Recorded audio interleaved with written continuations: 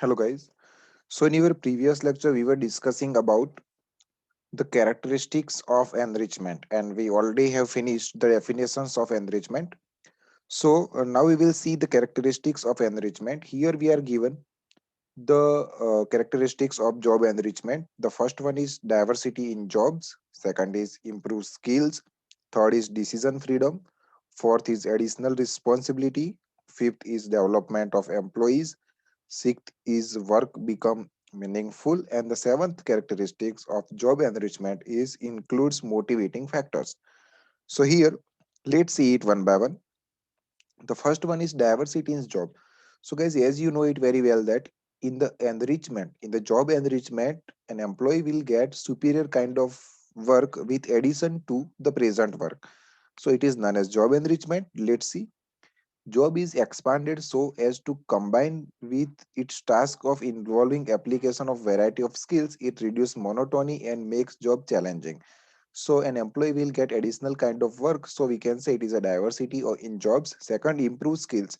As the employee is given freedom to supervise his own work, to take decision in respect of work schedules, he has an opportunity to develop his variety skills because he has given more freedom. Now, decision freedom. The worker is given some freedom to take decisions as regards the way in which the work is to be performed. So, there will be decision freedom for the employee. Now, the fourth characteristics is additional responsibility. By giving additional responsibility to the employee, his work is made more challenging. He is given the additional responsibility to plan, execute, and inspect his work. Now, in the job enrichment, there is fifth characteristics is development of employees. As the employees have to apply variety of skills and undertake additional responsibility, it leads to its development. Now, sixth characteristics is work become meaningful.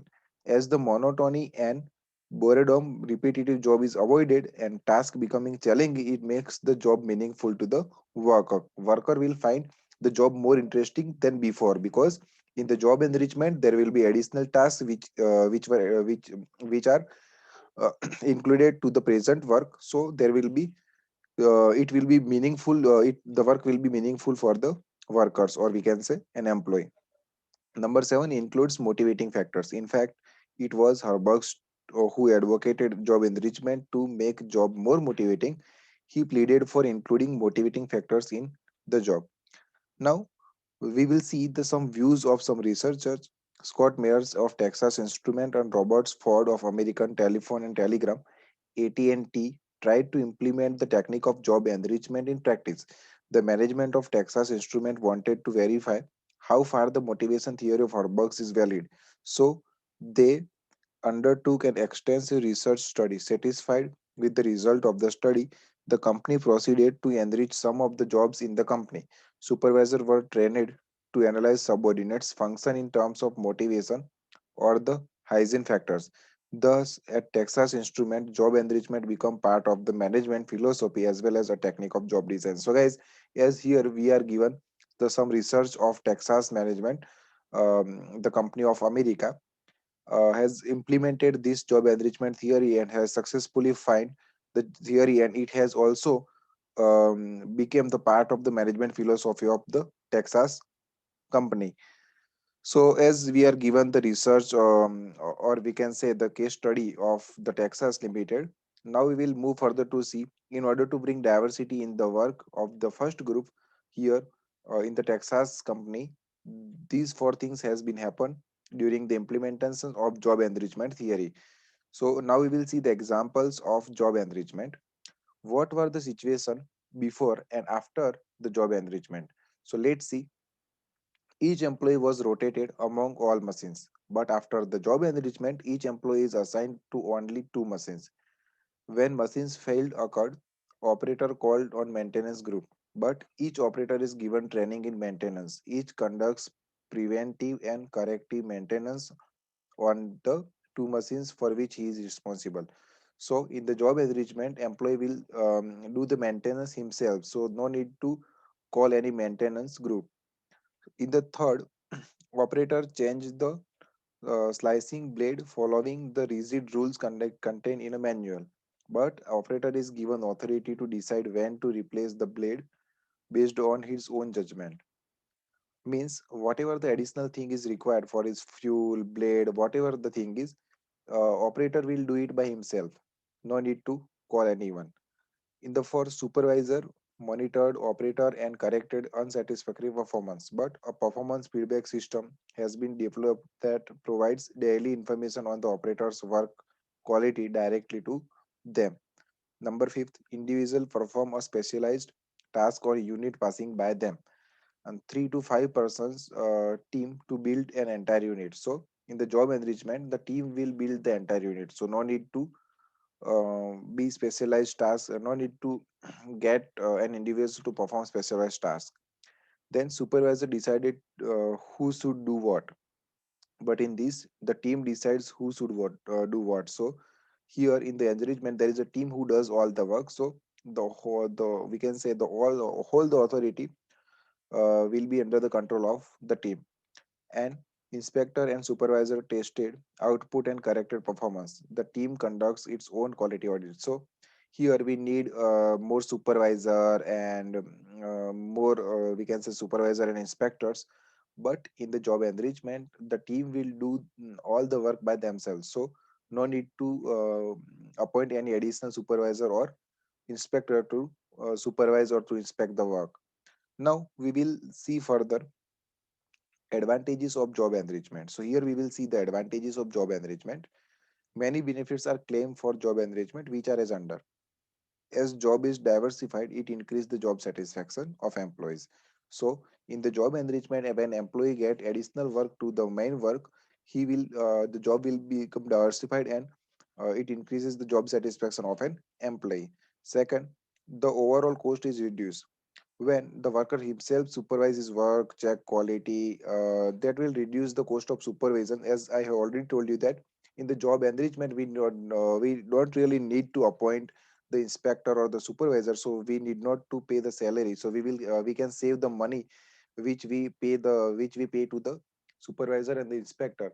So in the job enrichment, no need to have any supervisor or the inspector. By this way we can control our overall cost, so our overall cost will be reduced.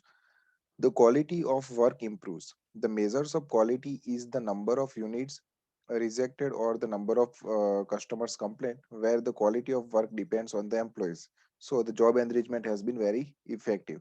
Fourth is it leads to flexibility. In doing, group of workers is given freedom in the deciding work schedule and the method of doing it. This will lead to reduce absenteeism and turnover.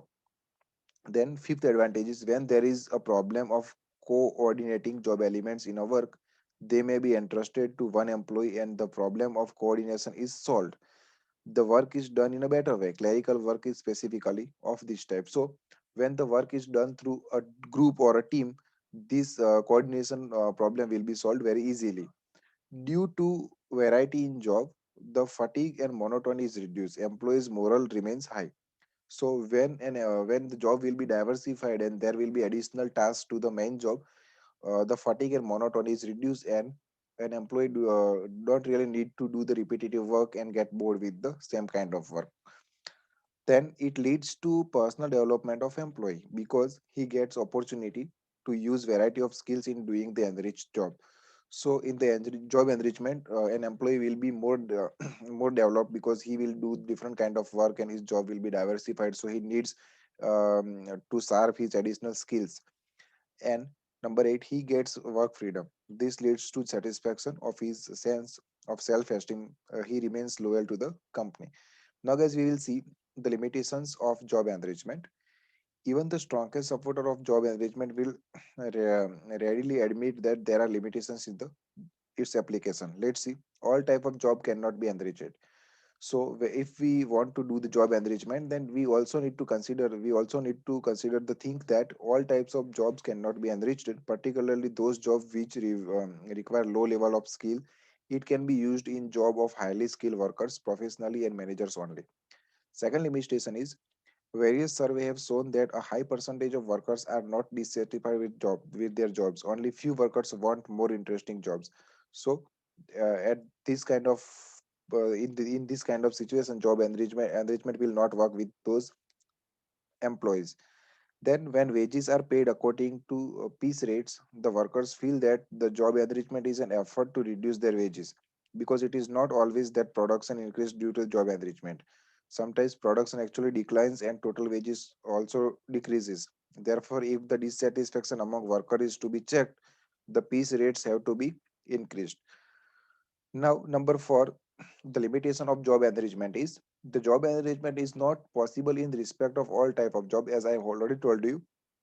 Number five, for introducing job enrichment, machines are to be changed or costly changes are to be made in machines and production method. This will prove very costly.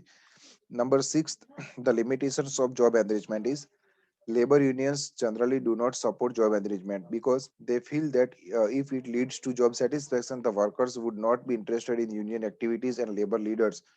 So the we can say the labor units will not support this kind of job enrichment activity. And number seven, and the last limitations of the job enrichment is there are workers who are not prepared to undertake additional responsibility. So they are afraid that they would not be able to fulfill it and they will not work properly. So being afraid of that, they will not accept any job enrichment and they will not accept any additional task of additional task of their present job situation. So for that, we can consider this thing as a limitations of job enrichment. So as we have seen the benefits and limitations of job enrichment, I will now we will move forward to see the prerequisites for success of job enrichment. Here means what we need to think, what we need to consider, and what we need to keep in mind when we really think for the job enrichment or really need to make success of the job enrichment. So here are few of the points that we need to keep in mind. That is, the first one is, if there is a possibility of increased productivity and the benefit are likely to be more than expenses, then only job enrichment must be used. When the quality of goods produced depend not machines but on workers, job enrichment can be successful. So there must be work based work. When work is carried on by costly machines and substantial changes are needed, required large scale expenditure, job enrichment should be avoided. When employees are not educated and the work demand not much skill, there is no need to introduce job enrichment. It can be introduced only where the work demands skills and intelligence on the part of employees, as in the case of office work. Now, the fifth thing that we need to keep in our mind when we implement the job enrichment, where the workers are fairly senior and they are satisfied with their present job, it is useless to introduce any job enrichment or enlargement. Number six, and job enrichment would be successful when it is sincerely supported by management. Number seven, when the morale of employees is high and if there is dissatisfaction among them for which the job design is not for the reason, job enrichment will fail. And number eight, before introducing any job enrichment program, the management has to consider how far the employees are satisfied with their present remuneration, job security, interpersonal relationship, and working conditions. If the workers are highly satisfied with their present job, then there is no need to implement any job enlargement or job enrichment in the company. And here we will see the last point of your chapter, that is difference between job enrichment and job enlargement. So let's see it.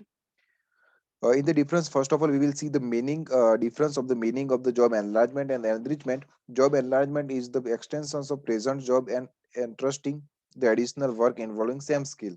While job enrichment is also extensions of present job, but it diversify the job.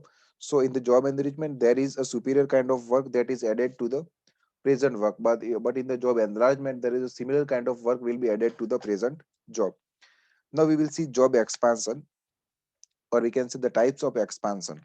In the case of job enlargement, it is horizontal expansions, while in the job enrichment, it is vertical expansion. So as I have already told you that an employee will get an additional work which is quite superior than the present work. If we talk about responsibility, then in the job enlargement, the responsibility of workers does not increase, but in the job enrichment, it responsibility will be increased. If we talk about job made challenging, then in the job enlargement there is no additional challenge, but if we talk about job enrichment, then there is additional challenge to the employees. Then if we talk about situation, then in the job enlargement, there is a reverse position to the position of specialization. But if we talk about job enrichment, then in the job enrichment, it is reverse to the job enlargement. Now, guys, we will see the motivation factor. Then job enlargement does not include any motivation factor. But if we talk about job enrichment, then there is a motivation factors of Orb's theory. So we will consider job enrichment as a motivation factor. If we talk about origin, the concept of job enlargement developed from limitations of specialization, but the concept of job enrichment developed from the limitations of enlargement. Now, number eight, individual development. If we talk about job enlargement, then as the job enlargement involves additional of job involving same type of skill, it does not lead to the personal development of employee. But if we talk about job enrichment, then as the job added demands variety of skill, it leads to personal development of employee, then it is considered in the job enrichment. Now if we talk about training, then there is no need to give any extra training in the job enlargement, because in the job enlargement an employee will get the similar kind of additional work. But if we talk about job enrichment, then there is highly required the training, because an employee will get that superior kind of work in the with the basic work. If we talk about transfer, then employee can be transferred on the same level because they have no more experience. But if we talk about job enrichment, then employees can be transferred or promoted to the higher level as he has worked on the various job involving variety of skills. So guys, as we have seen the difference between job enlargement and job enrichment, we have concluded our chapter, and you just need to go through the exercise that are given just behind the chapter. Meanwhile, do revise and do preparation for your exam. Goodbye. Good night.